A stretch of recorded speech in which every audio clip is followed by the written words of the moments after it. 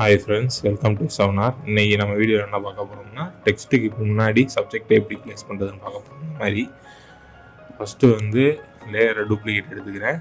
Duplicate எடுத்துகிட்டு ப்ளேசிஸ் after combination கொடுத்துட்டு after effects open ஆகும். அதுக்கப்புறம் ஃபைலை ஒரு லொக்கேஷனில் சேவ் பண்ணிக்கிறேன்.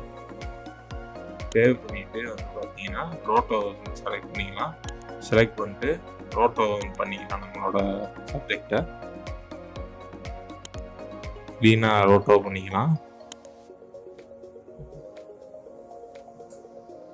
எந்த இடத்துல கேப் விடாமல் ரோட்டோ பண்ணிக்கலாம். ரோட்டோ பண்ணிவிட்டு ப்ளே பண்ணிக்கலாம்.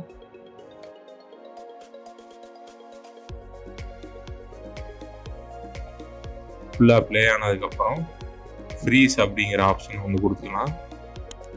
ஆஃப்டர் எஃபெக்ட்ஸ் ஃப்ரீஸ் பண்ணிடுறேன். அந்த ஃப்ரேமில் ரோட்டோ பண்ண ஃப்ரேமில் ஃப்ரீஸ் ஆனதுக்கப்புறம் நம்ம ப்ரீமியர் ஓப்பன் பண்ணலாம். ப்ரீமியர் ஓப்பன் பண்ணோம்னா இந்த மாதிரி வந்திருக்கும். அதுக்கப்புறம் அந்த ஆஃப்டர் எஃபெக்ட்ஸ் காம்போசிஷன் லேயர் மேலே தூக்கிட்டு நடுவில் டெக்ஸ்ட் லேயர் ப்ளேஸ் பண்ணிக்கலாம். ப்ளேஸ் பண்ணிவிட்டு டெக்ஸ்ட்டை நம்ம ஏதாவது ஒரு டெக்ஸ்ட் கொடுத்துக்கலாம்.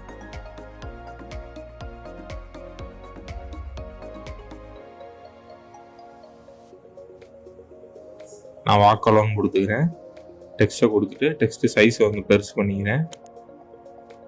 பெருசு பண்ணிட்டு டெக்ஸ்ட்டை நகட்டி இந்த மாதிரி சப்ஜெக்ட்டுக்கு பின்னாடி வைக்கிறேன். வச்சு பார்த்தா இந்த மாதிரி எஃபெக்ட் ரெடி ஆகிடும். தேங்க்யூ.